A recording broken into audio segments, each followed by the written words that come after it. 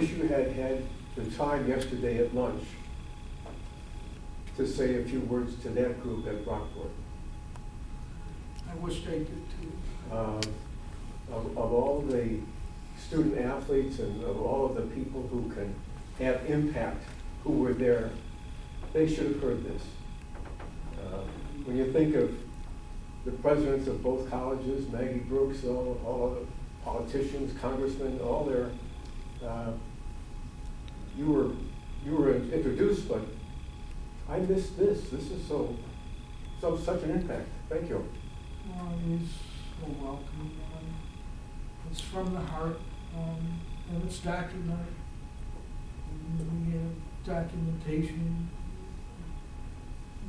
from Strong back in the early 70s, and the doctors marvel at it because they didn't know. You know, doctors, so they do a great job and everything, but they just didn't have the studies. They just didn't have it back then, and they use that as how far we've come with it. But I'm glad you brought that up because a lot of the athletic directors or coaches get the wrong impression. They think that I'm anti-sports coming in, they don't give me a shot. And I really wish they would understand that I'm pro-sports. I don't care what it is. I want you to play hard. Any sport you want to play, I endorse it. But that honesty about if you get it's not rocket science. If you get your bell rung, have it addressed properly. I can't see the threat or the wrong message there about honesty. So, yeah, it's many chance we stopped counting it over 300 of these, and I don't care how tough a day it is. We get to go to them, I won't miss one. If I get that chance to get to, and it can be one athlete, I'll go for one. If there's one there and I can reach that individual, I'm going. That's what I do. But thank you. I didn't know you were there yesterday. I blended in. Unusually. Yeah, it was very humbling to see the children.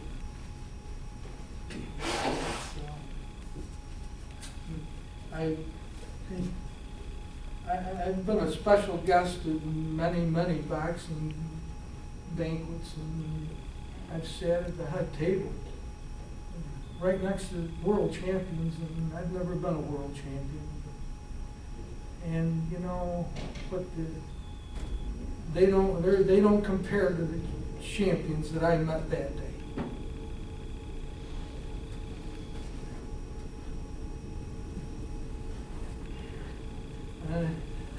Thank you very much. Yeah, All other questions? that was great. Oh, you're very welcome. Again, thank you. Thank you very much. We appreciate it. Today, and you do a wonderful job here in Nazareth. It's right up there at the top. Appreciate you having me come today. You still look like you kick ass. You know, the kids, when I make the visits, they all challenge me. In fact, that's what I was telling you. I hurt my shoulder where they told me I couldn't do, what was it? Couldn't do Pull-ups. Yeah, 5 pull-ups. I did 20 for them behind the neck. You know, I'm still physical. It's up here. Yeah, no, oh, geez. Now the shoulder's sore. Yeah. It's, you know, the training was so intense that I went through that I never drank or took drugs or, you know, misused myself in that respect through the years. So it kind of stayed with me. And I guess the best thing, I do a lot of push-ups now. It's a special push-up or a push. I push myself away from the dinner table. That's probably, you watch what you eat. Pretty much stuff. But again, I won't keep you any longer. I have a question for you. Oh, geez, great. You had mentioned that you were a really good student and you got into the boxing. Do you attribute your grades falling off only to this concussion syndrome, or did you have maybe more of an attitude that like, hey, I'm a boxer, I'm a big time boxer, I'm gonna make this, no matter what I do? Was it strictly because of the concussions that your grades dropped off and your life changed, or was it because you had a different attitude towards what you were doing? I was always a humble kid. But see, when it dropped off, when I couldn't concentrate anymore, and I couldn't explain why I had, from a humble student that could remember everything, I had a real great ability. I could read one page and never forget it. I was the kind of kid, I didn't have to take the book. I could remember everything in class. And after that second situation, I was in that little fog, and I was having these problems, and I couldn't understand why I didn't like authority. These things were happening, and I had nobody to turn to get these, to get answers. No, I attribute, it definitely was. And that's why when an athlete has a concussion, they are confused. That head injury does confuse you, and that's why it's so important. Your athletic trainer is the guidance. The coach is the guidance. They're going to notice these little attitude changes. You get a kid that's quiet, and all of a sudden he becomes super aggressive. Okay, and you watch the language too.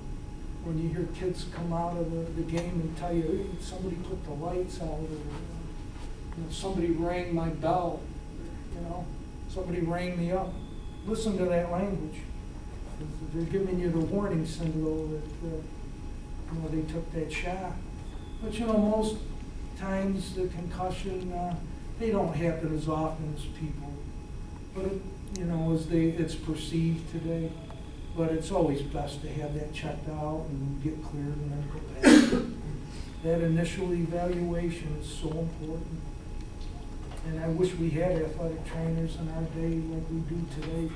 Our trainers used to, they took care of the cuts, and they taught us, other things in the ring. Thank God we've come a long way, and we're blessed to have an athletic trainer. Have you ever done a speech for the mixed martial arts people? Because I watched that and I cringed compared to boxing. Well, that's a different animal. Now, again, I endorse any sport. Now, am I crazy about MMA and all of it? No. I'll be honest with you. But I endorse it if somebody wants to do that. But there's a very simple rule here. I don't care what sport you play, you get your bell rung, you have it addressed properly.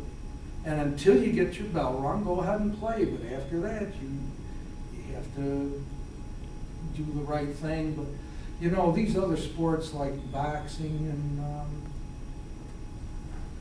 take for instance boxing. It's a different animal. Football, you get your bell rung out there. That whistle blows.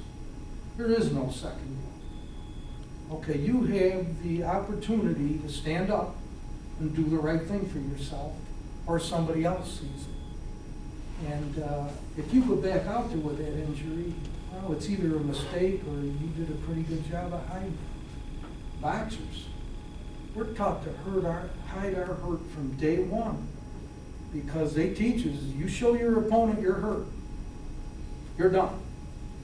Because that within a split second, that next one's coming, but if they don't think you're hurt, they might not be on you that as quick. And we take a shot to the head, and there's many more coming. We don't have any, you have to protect yourself. So yeah, it's a whole different animal, and it's tough to, but I'm looking at numbers. When you look at the numbers of martial arts and boxers, very minuscule. And it's really hard to talk to them, although I do. But I like the big numbers, where I can get the numbers of kids. The majority play soccer, lacrosse, football. And so I like the numbers game. I hope I've explained that correctly. Oh, yeah. Okay, I wish there were some magic word that you could tell coaches that would convince players to be honest. Because I think the code in athletics is to suck it up. And I don't think it's changed since you were a teenage fighter to today. The last thing I think athletes want to do is to come out of the game. yeah. Well, you know, I'll be open with you here. I love question and answer session. I love straightening up parents that think everybody's going to the NFL and the NBA and it's only a headache and disregard, like straightening them up. But, you know, many occasions I've had a coach come up to me and say, look, you know, I don't want you scaring the players. Wow. You know, and I have to tell them straight out, no, I'm not here to scare anybody, but how do you deal with your players with drinking and driving? How do you deal with your players with texting and driving? Do you think that's healthy for them? We're talking about your brain here. Can you tell me what's wrong with honesty? Well, no, I just didn't want you. I said, please give me a chance. You'll see. You know, give me a chance to show you what I'm doing here. The last thing I want is these kids to make the mistake I did. There were many of them, and that's my whole purpose. I put myself out here.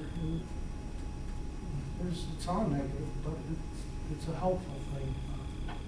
If they listen, and there's one more thing I wanted to bring out about that. Here, nature of the beast here. I had it right there, and but yeah, the parents and the coaches. But don't get me wrong. Oh, most coaches are great guys and are great grandparents. Most of them are parents, grandparents. And, you know, I had one coach stand up and say to me, you didn't mean to tell me every time he coached Vince Lombardi. And he said, you mean to tell me every time I have a kid come up to me and tell me he has a headache, I have to deal with that? I mean, I said, well, you know, there's a very simple rule, sir. I said, you treat each child like they were your own. And a headache sometimes might not be a concussion. Maybe it's something else, but you check these things out. And, you know, I have a way of resonating with them, and I try not to be, you know, sarcastic or facetious or anything. But, yeah, there's still a little bit of opposition. But I think we're getting better. It'd be nice if they changed the word concussion to something with an impact like a brain attack. You just had a brain attack. A heart attack works real easy. Everybody understands that. But if you said brain attack,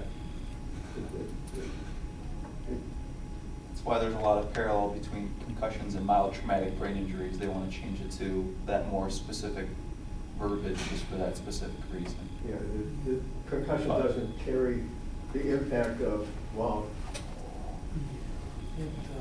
You know, on the younger level, I bumped into, you know, they want to ban football up to the age of 14. They want to, you know, and I really tell them, no. We teach the kids how to tackle better, and we go back to the simple rule. If they get hurt, you have it addressed properly. But at that age, the brain's still developing, and you have to be extremely careful, use a lot more caution there. But you know, I don't like taking athletics away from the kids. That's a great character builder, a lot of avenues and that. You know what, I watched this Friday Night Tights. I don't know if anybody watched that on television in Texas. Well, I'll tell you what, I could have went through 3 or 4 television screens because you want to ban something? Well, let's start with banning some of these dysfunctional coaches. You know, the little kids, come on. So they're you know, there's so many things that go so deep. I think, Ray, just for me, like, I mean, I'm sure there's other coaches in this room that, you know, you get caught up in the wins and losses, your best paid player gets hit, and you want him back out there. And I think with age, I've softened, but hearing you speak, I'll never have that feeling to put that kid back out there. And I hate admitting that, but I would imagine most coaches, he's gonna be okay, you know, he helps us win, and that's kind of what, you know, you're thinking as a coach, and I would think that way. Well, when I got to pass the Concussion Management Awareness Act, I worked with this New York State Summit on that. I had the coaches at the top of my consideration. And let's take schools that are underfunded. Coach has to be the athletic trainer and doctor, because there isn't anybody there. Now, is it fair to this young man or young lady to try and coach the game and make an evaluation at the same time? That's why the Concussion Management Awareness Act was, you know, put in there so that the coach doesn't have that problem anymore. Now that he has those symptoms, he comes out of the game, and a doctor or an athletic trainer returns and alleviates you of that pressure. But you're so right. You know, the worst thing for a coach, and I really resent it when I hear people say, they're all about winning. No. Most every coach I meet is very, very sincere and cares for the kids. But you know, sometimes a kid will not get hurt in the field. They'll get hurt at home on an ATV, fall off a horse, or they're horsing around in the playground. They'll have that injury. They don't tell anybody. And then they come to you hurt. And they don't, you know, you're playing the kid. You don't know. All of a sudden, bing, that bad one happens. That's that second impact. And now that coach has to, you know, live with that. Boy. So that's what drove me a lot. I think coaches, for what they get paid, jeez, you're not in it for the money, that's for sure. So it's all about heart and, you know, the character and everything that a coach instills in a young athlete is going to carry them far beyond their playing days. When their playing days are over, you know, a lot of these kids go on to be pillars of their community, and that's all through the character and work ethic that the coaches teach them. You know, I couldn't be any more adamant about coaches being great people. You know, I think it troubles me when you get that, you know, the parents sometimes want to, you know, label that. I come across that. Any other questions? Please take with you one testimonial from George Roll, a longtime collegiate coach, to say that he will never again let a player go back. People won't let me. Don't really have a choice anymore. Well, let me point out one thing here. They're under a lot of pressure. Now, Pete has a great group to work with here, but there are some pressure situations where I've seen some athletic trainers, you know, have a lot of pressure on them to hurry somebody along. But they're usually pretty headstrong and they know the repercussions, so God bless them. Try to do the right thing. Thank you. Thank you so much. I Thank you. appreciate you having me here.